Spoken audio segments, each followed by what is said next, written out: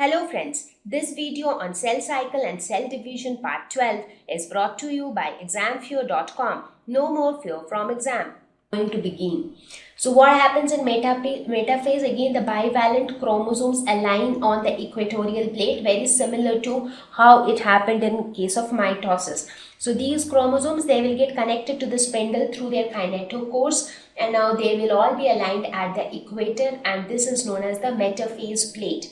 But here if you see how many you have, how many chromosomes in case of mitosis, you just had 4, but now you have 1, 2, 3, 4, 5, 6, 7, 8.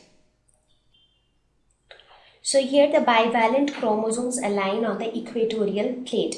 Now this alignment is again due to the continuous counterbalancing forces exerted on these chromosomes by the microtubules. So that is why they get aligned at the equator, and this is known as the metaphase plate. Spindle fibers attached to homologous chromosomes, as you all know. So now you just see the number of count of the chromosomes here is different from the number of count of the chromosomes in case of mitosis, but otherwise the concept remains the same. The third step, that is anaphase, what happens here? The homologous chromosomes will separate. Please note here that it is not the chromatids which is getting separated, but the homologous chromosomes which are getting separated. In case of mitosis, what happened was you had one chromosome. So what was getting separated? The sister chromatids were getting separated. This was the case in case of mitosis. But in this case, you have two homologous chromosomes together. So what is getting separated? The homologous chromosomes are getting separated. So it is not the chromatid which is getting separated, but the chromosomes which are getting separated here in case of meiosis. So that is the difference between meiosis and mitosis, this stage especially, the anaphase. The sister chromatids attached at centromere, the sister chromatids are still attached at the centromere. So here it is still there.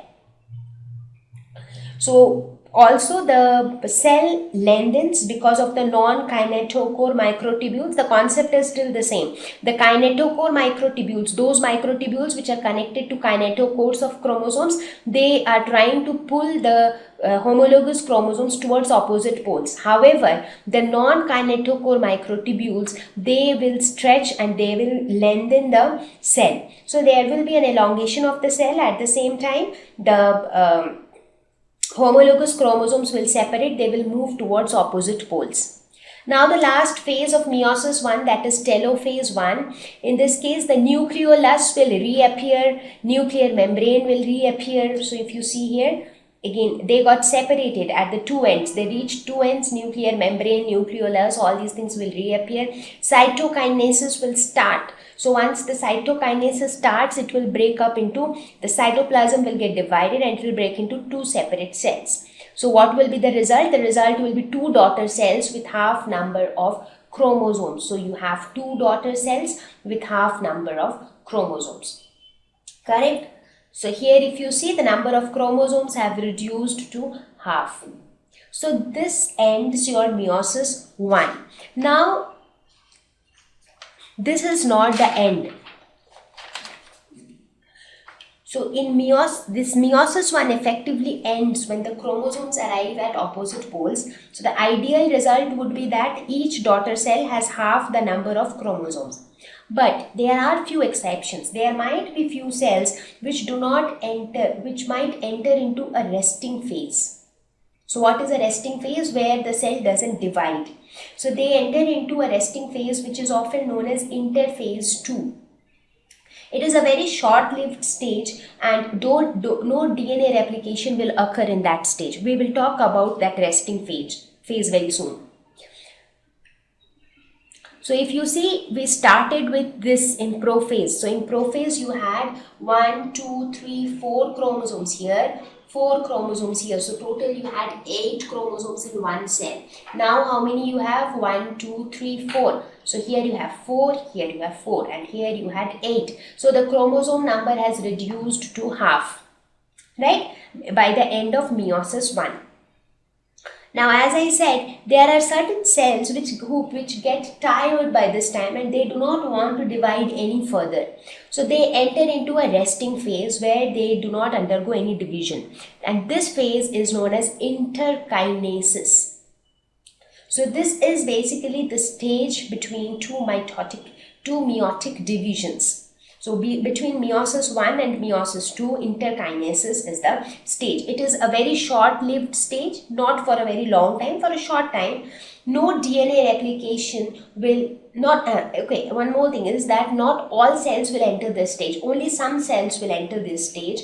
No DNA replication occurs during this stage. So if no DNA replication is occurring, so basically there will be no further cell division. So it is something like, okay, I have completed meiosis 1, let me take a break, then I'll start working on meiosis 2. So that kind of a stage is interkinesis, which is not the case for all the cells. Only for some cells they need a rest or a break between meiosis 1 and meiosis 2, and this is known as interphase 2 or interkinesis. So this is also known as interphase 2. Thank you. Please visit www.examfear.com to watch more videos, attempt free online test, get free study material, find tutors and mentors. Thank you once again.